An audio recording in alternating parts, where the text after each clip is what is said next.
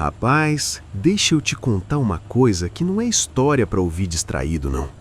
Isso aqui é daquelas que a gente carrega no peito igual peso de carga mal amarrada. Eu sou o Zeca Estrada, vivo rodando esse Brasil de ponta a ponta, e em uma dessas paradas longas no sul da Bahia, encostado perto do litoral, ouvi um relato que mudou até meu jeito de olhar para o mar. Eu estava parado num posto velho, daqueles de beira de estrada que cheira a óleo diesel e café requentado. No balcão, puxei conversa com um senhor calado, pele marcada de sol, olhar fundo demais para quem só vivia em terra firme. Quando falei que ia descer mais para o litoral, ele ficou sério na hora. Disse que o mar ali não era só água e peixe, era memória, dívida e coisa que não gosta de ser lembrada. Aquele homem era neto de Genival, um pescador antigo, conhecido em toda a região como Homem Duro, respeitado, desses que enfrentavam mar bravo sem reclamar. Isso lá nos tempos em que a Bahia ainda tinha vilas pequenas, onde todo mundo sabia da vida de todo mundo. Genival viveu do mar desde menino. Acordava antes do sol nascer, engolia café preto e ia para a água como quem vai para a guerra silenciosa. Segundo o neto, o avô dizia que o mar falava, não com palavra, mas com sinal. Mudança no vento, cheiro estranho, silêncio demais. E teve um dia específico, um dia que nunca mais saiu da cabeça dele. Um dia em que o céu amanheceu fechado, pesado, daquele jeito que parece que vai cair em cima da gente. A neblina cobria tudo e os outros pescadores recusaram sair. Disseram que era dia de respeitar o mar. Só que fome não respeita aviso. Genival precisava trabalhar. Não tinha reserva, não tinha ajuda, se não pescasse, não comia. Contra todos os alertas, desceu sozinho para o barco velho, madeira rangendo, motor tossindo, e entrou naquele mar cinzento da costa baiana, onde a água é funda e cheia de história mal resolvida. Ele remou até um ponto afastado, longe da praia, onde a neblina engolia qualquer referência de terra. Jogou a rede e ficou ali, balançando, ouvindo só o barulho da água batendo no casco. O tempo passava devagar, pesado. Foi quando veio o tranco. Um puxão violento, seco, como se algo lá embaixo tivesse agarrado a rede com raiva. Na cabeça dele veio esperança primeiro. Pensou em cardume grande, peixe que ia render dinheiro, mas junto da força vinha um peso estranho, irregular, quase inteligente. Cada puxada parecia uma resposta. Quando a rede começou a subir, o coração apertou. Não tinha movimento de peixe. Tinha algo se debatendo de um jeito errado. Quando aquilo emergiu, Genival sentiu o medo travar o corpo inteiro. Preso na rede, se contorcendo, não era peixe nem gente. Tinha o tamanho de uma criança, pele cinzenta, enrugada, molhada como coisa que nunca viu sol. Os olhos eram grandes demais, pretos demais, encarando ele como quem entende tudo. Ali, naquele barco isolado no litoral da Bahia, Genival percebeu que tinha puxado do fundo algo que não devia. E naquele instante, a rotina simples de pescador se quebrou para sempre.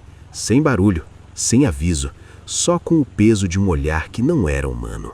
Genival dizia que o pior não foi ver aquela coisa presa na rede. O pior foi sentir que ela sabia que tinha sido capturada.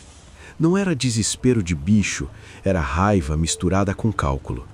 A criatura se debatia devagar, como quem testa limite, e cada movimento fazia o barco balançar num ritmo torto, quase hipnótico. O mar, que antes só murmurava, ficou quieto demais. Silêncio de respeito forçado. Ele tentou gritar, pedir ajuda, mas não tinha ninguém. A neblina engolia o som. Só existiam ele, o barco e aquela presença errada.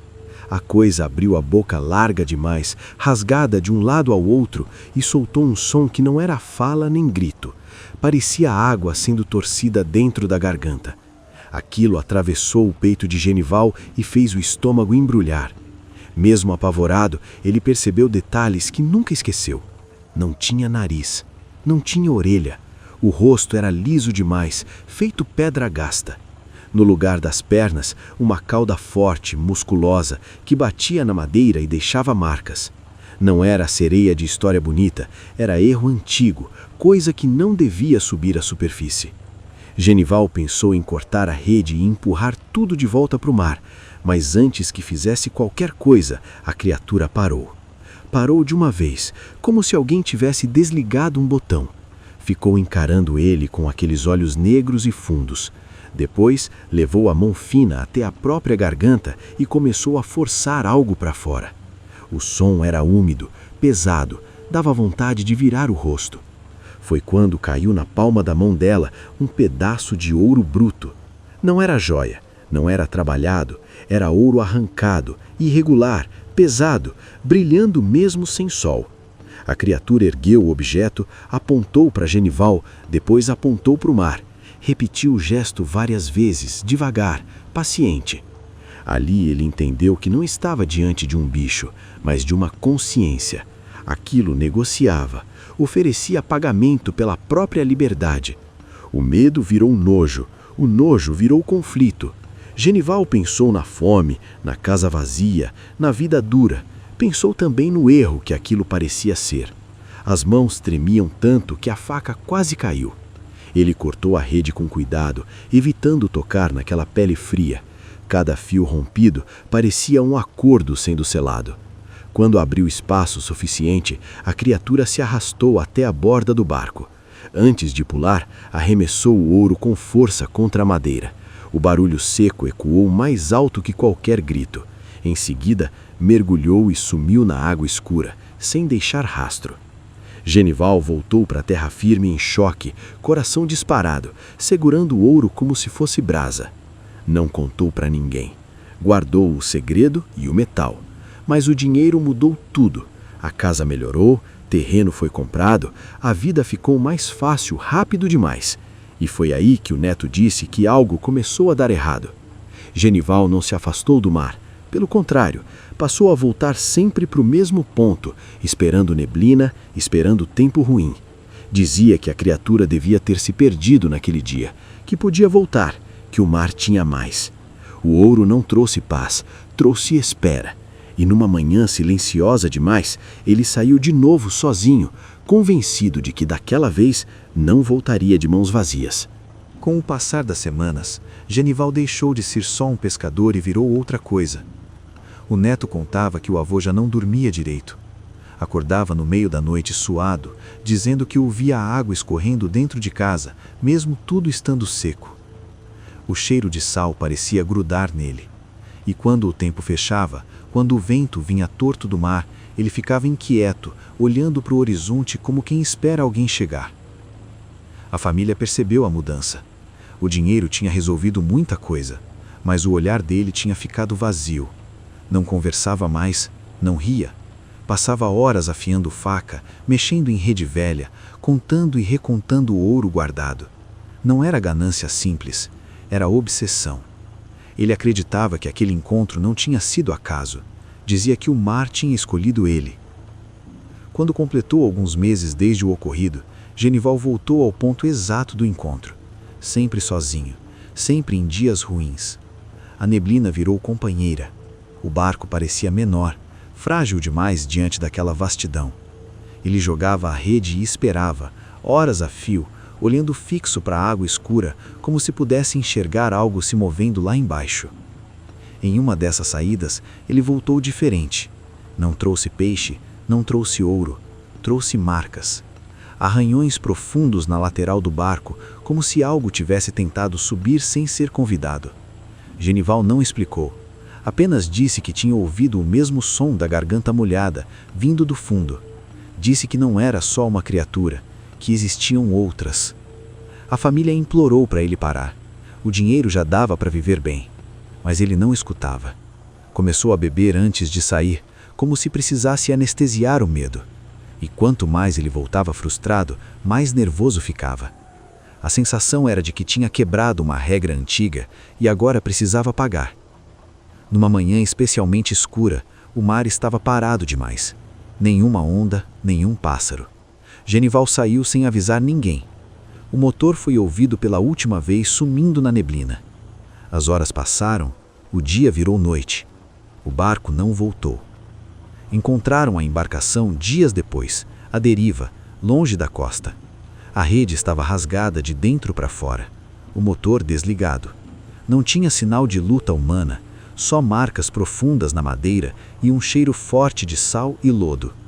Genival nunca foi encontrado. O ouro ficou, a casa ficou, mas o vazio também. O neto dizia que depois disso, ninguém mais da família entrou no mar. E até hoje, em dias de neblina na costa da Bahia, alguns pescadores juram ouvir um som estranho vindo da água. Um som de coisa que lembra, que espera e que não esqueceu o acordo quebrado. O neto de Genival terminou o relato olhando para o copo vazio, como quem ainda escuta coisa demais. Disse que depois do sumiço do avô, a família tentou seguir a vida, mas o mar nunca mais foi só paisagem. A casa construída com aquele dinheiro virou um lugar pesado. Ninguém dormia direito. À noite, o vento trazia um cheiro de sal forte, mesmo longe da praia. O ouro foi vendido aos poucos, sempre escondido, como se fosse algo vergonhoso. E cada venda parecia levar junto um pouco da tranquilidade. Não teve briga, não teve tragédia escancarada, mas a família foi se desfazendo em silêncio. Gente indo embora, portas fechadas, memória evitada. O acordo feito no mar nunca foi esquecido por quem vive em terra. Anos depois, um pescador da região apareceu dizendo que tinha visto algo seguir o barco dele por baixo, numa manhã de neblina. Não falou em ouro nem em troca, só disse que os olhos eram grandes demais e atentos demais. Depois disso, ninguém mais quis sair sozinho quando o tempo fechava. Certas áreas do litoral ficaram evitadas, como se o próprio mar tivesse dono. O que mais me marcou nessa história não foi a criatura, foi a escolha. Genival podia ter ido embora naquele dia e nunca mais voltado, mas voltou. Não por necessidade, mas por desejo. A ganância não anula o medo, ela transforma o medo em impulso. E quando a gente negocia com o desconhecido, nem sempre entende o preço completo. Tem coisa que aceita acordo, mas não aceita repetição. O fundo do mar guarda memória, guarda rancor e guarda consciência. E o que vive lá embaixo não precisa subir para caçar. Às vezes, só espera. Agora me diz você que está ouvindo essa história, o que você teria feito naquele barco? Teria aceitado o ouro ou cortado a rede e fugido sem olhar para trás? Escreve aí nos comentários, eu quero saber.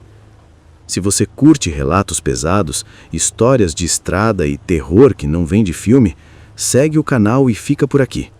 E quando terminar esse vídeo, dá uma passada no último roteiro que eu contei, chamado A Sereia Cinzenta do Abismo.